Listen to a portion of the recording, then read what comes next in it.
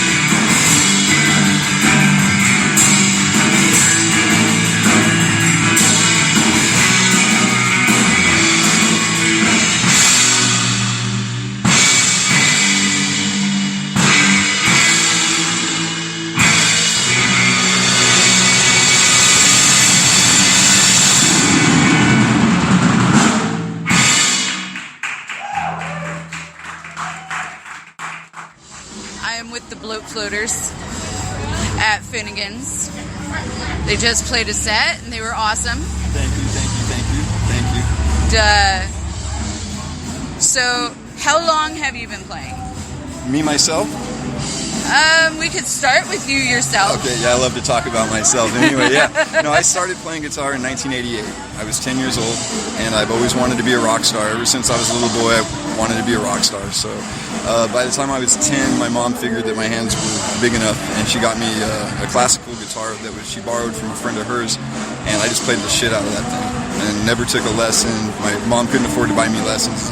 If I broke a string, I'd go 3 months before I can even get a replacement string, let alone a set of strings, you know. But I just wailed the shit out of that guitar. And then when I was about 13, I was pretty good, and my grandfather gave me his first guitar. And he wasn't much of a player; he was a strummer, you know, like a cowboy guitar. And I still have that thing. But yeah, I started in 1988. With a cowboy guitar. Yep. It was a 1949 K arch top. Nice. For all the guitar nerds out there. There you go. So, way back then, were you here in Stockton? Yeah, I was actually born in Stockton. Okay. Hell yeah! And then I'm an Okie. I'm from Okieville. Alright. Yeah, when I was about 8 years old, we moved up to Calaveras County, not too far away. And that's where I lived for most of my life. Right towards the end of high school, I came down to finish high school here, and then as soon as I graduated, maybe 8 months later, I moved up to Tuolumne County, and I stayed up there for a long time. But yeah, back and forth Stockton. Okay, all right. When did you start actually playing shows here in Stockton? Shows here in Stockton, that was probably 1990. I want to say 94, 93, late 93, early 94. I came down here and I met up with my brother. He was already down here, and we got a little punk band together. We were both going to Lincoln at the time, and we were all into, you know, like real punk rock, not that poppy shit that was coming out. We were too old for Green Day. You know, Green Day came out, and we're going like, what the fuck is this? We're all about Dead Kennedys and, you know, the Exploited and some heavy old school shit, right? And then so we started seeing Green Day too. Well, Green Day's alright. Well, we'd go to Gilman Street and we'd see them in Pinhead Gunpowder, right? Before they switched the name to Green Day. And we'd seen them a few times, but it was like that still was kind of like too poppy for us. You know, we're from an older generation where we'd rather listen to avant-garde type punk shit. Patti Smith had more validity to us than fucking Rancid did even, and we love Op Ivy. You know what I mean? So it's like, yeah. I gotcha. So yeah, the first shows that we played was down off of Center Street downtown. Someone had a house party in one of the old Victorians down there. Oh, shit. And we ended up going and playing that, and we called ourselves Babylon Whore. And it was a 3-piece. It was me, my brother Chuck, who's the drummer, and our friend Tom Finnegan. And just no relation to Finnegan. Yeah, but he lived like 3 blocks down on Persian. Nice. Heck yeah. And what was you? So you've been in multiple bands since that point to now with the Bloat Floaters. Right. Yeah, we've had projects throughout the years, mainly surf music or rockabilly music influenced. And I really always loved garage music, like real like old proto-punk and there's good tambourine smashing, organ freak out, like the old 1966 type of, nice. Psychedelic punk shit, so I love that. And so we had a few projects, but nothing really serious, nothing that we thought could fly, so we just stayed in the garage all these years. And, we'll try this, we'll try that. We got a design. We made T-shirts. Let's start another little thing. Yeah, but right. It's always been central to instrumental music is a big part of it. Right. Like right. even the bands that bridge the gap between surf and punk, like goddamn, who am I thinking of? Agent Orange. They play. Are they a surf band that plays punk tunes? Or are they a punk band that plays surf tunes? We always stay in some sort of friendly territory with that type of idea. I gotcha. Now this is the Bloat Floaters, and that's more, I wouldn't even know how to describe it, honestly. I wanted to make a real traditional 60s surf band, surf sound, and we're just too ingrained in the fast, chaotic shit that we like in our personal taste. So we get together and it just came into that, and we just ran with it. Mm-hmm. So I think it's awesome. Thank you very much. Thank you very much. Definite. Yeah, man. So when did, how long has the Bloat Floaters been around? We've only been together officially for 2 years. 2 years? Yeah, me and my brothers, which is the funny story I forgot to tell you. We've only been playing this band for 2 years. We had another project right before COVID called Chain Whip Mother, and it was just grungy rock and roll, like Motorhead type of good no bullshit rock and roll. Nice. And COVID hit, and we all just kind of walked away from it. Yeah. We recorded an album professionally, and we said, "No, the hell with it." But I'm sorry, I'm so loaded. I forgot what we were talking about. I rambled. I'm so sorry. How long Bloat Floaters? Oh have yeah, been the around? Bloat Floaters. 2 years. 2 years. Yeah, we've been playing together since 1992. All of us, in our own little garage or in the bedroom or little projects and shit. Since '92, but the Bloat Floaters 2 years old. And you guys are all here from Stockton. Yeah, so that's the funny story. I was born and raised in Okieville, over on the east side, and our family, I had cousins, and we all lived in the same neighborhood. So my aunts and my cousins and everyone all lived in the same area. And the other side of my family, down the street, they would always tell us the story of how our families met. And it was during the Dust Bowl. My family, my grandfather's family was coming out, and they're in a Model T, and somewhere in Arizona the car broke down. And another family that was going on the same route, they stopped to help them. They ended up stealing a transmission out of another Model T that was parked on the side of the road, put it back together, and hightailed it out of there. Well, they realized that they were going to the same tent city down in like Anaheim. They were going to go pick walnuts or something, right? And so they said, well, let's caravan together then. And when they got there, they worked their way all the way from like Santa Ana or Anaheim or that area up until they made it to Stockton, and that's where they decided to stay for the walnuts and the almonds. And their family married into our family, and we're, that's our cousins, my great cousins. So I'm living up in Calaveras County, and I meet this kid, and he likes to skateboard. I like to skateboard. I'm like 2 years older than him. He's a cool ass kid, right, with the same music, and we become friends. I got kicked out of school because I was a troublemaker, right? And it was innocent fun, but I got sent down to Stockton to finish high school.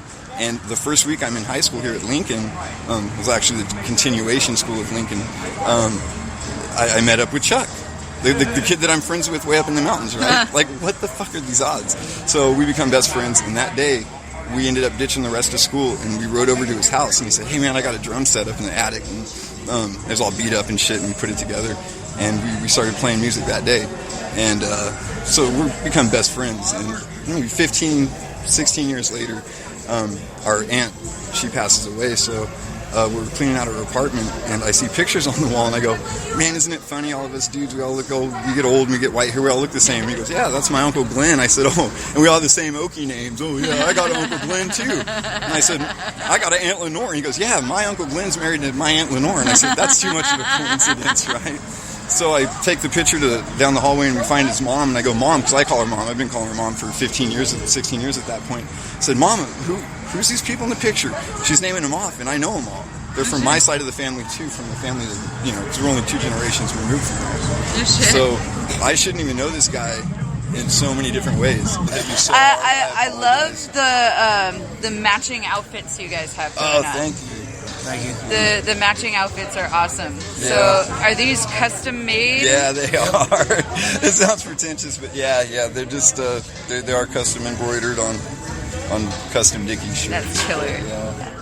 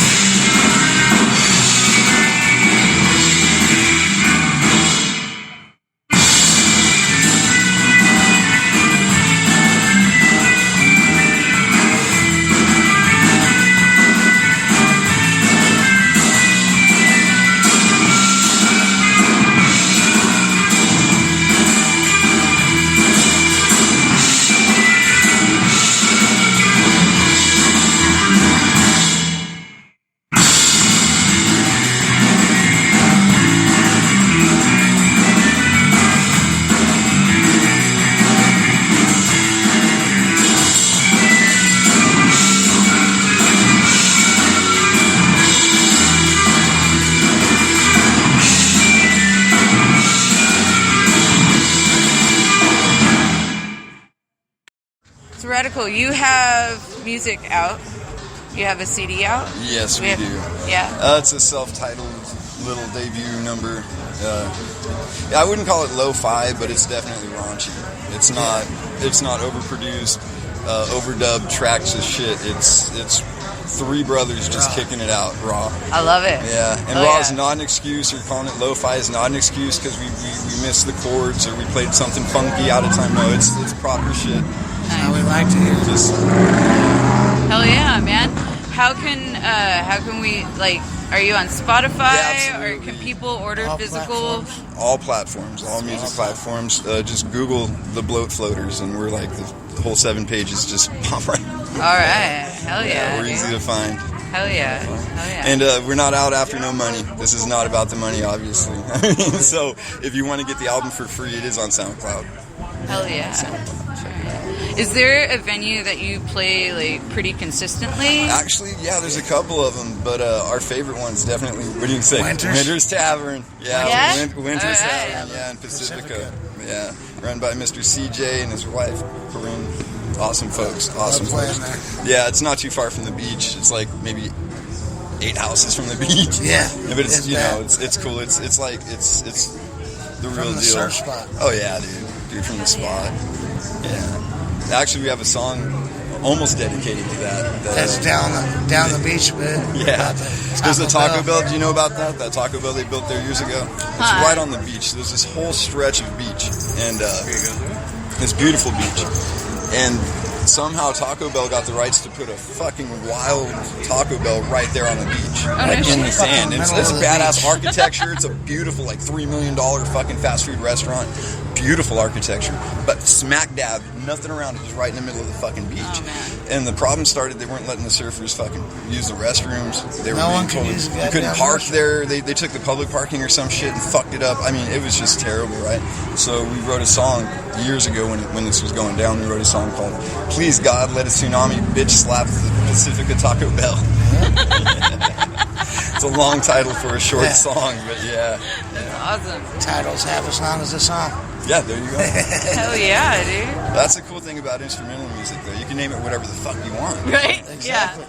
Yeah. No Definitely. fucking lyrics. Yeah, we got Liberace's Ghost. That's one of our favorites. Yeah, Yeah. that's a good one. Just a I bunch dig of that wild one. ones. But the problem that I see, though, is when you get guys that don't understand surf music or even surf culture, or because you don't have to be a surfer to play surf music, right? You know, that's not a prereq. But, you don't have but to, you don't want to make a real suave song intro, you know, and the whole song's really mellow, and you call it, you know, shredding out or barreled out, or you know, you don't want to, you know, it kind of like defeats, like you just, that's what Be bugs shredding me. out or barreling Yeah, out. it's You know like, what I mean? you know, it's like, I'm going to call this one, it's like Lick Me Love Pump, you know? And it's like, oh, that sounds beautiful. And they're just like, da-da-da-da-da-da-da-da-da-da-da. Yeah, that's called Glassy Day. I'm like, no, dude, that's not a glassy day, bro. No. So the feel of instrumental music kind of should, I believe, fit the title of the song, but there's nothing saying you can't name a song anything. Right? There's no lyrics to back it up. Sure. Why the fuck not? I dig it. Hell yeah, man. That's actually Drunk Chicks Dig It is the only lyric in oh wait, we have two songs with lyrics that we yell, right? Yeah. Girths up, Hung ten. hung tin. Yeah. Instead of saying hang tin and surfs up, we go girths Girths up. up. Yeah, we're dirty. Nice. Yeah, we're dirty folk. It is what it is, man. But So, yeah, can I throw you under the bus and ask you for words of wisdom? Throw me some words of wisdom. honestly, I like honesty. just don't. I mean, this is gonna sound cliche-ish as all fuck, man. But just you can't give up, no matter what you're doing, where you're at. I've been up there, I've been down there, I've been really low, I've been really high. I mean, but the one fucking thing is, if you don't at least try and be courteous around to the people around you, and if you don't try, then you'll never fucking know. You know what I mean? If you don't try, you just shut the fucking door on any opportunity that ever will come your way. You miss 100% of the shots. You don't Absolutely. I mean, it sounds corny as fuck, but that's it. It is. I mean, because if Do you're what not the going to fuck you try want. on certain things, if you're not going to be motivated, then just don't. Then just fucking pack it up. Resign yourself to just being where you're at and no better than that ever. You know, you've always got to, you can't give up. And that goes for like everything. That goes like work ethic, fucking not doing drugs or doing good. I mean, just fucking do what you do and do it courteous and love everybody. Every fucking buddy. That's the most important part. Fuck the police, 150 million%. Fuck the fucking police. I don't give a fuck. You know what? ACAB applies to the fucking Paw Patrol too. Fucking cartoons, man. Oh, damn it. Thank you. Thank you. For sure.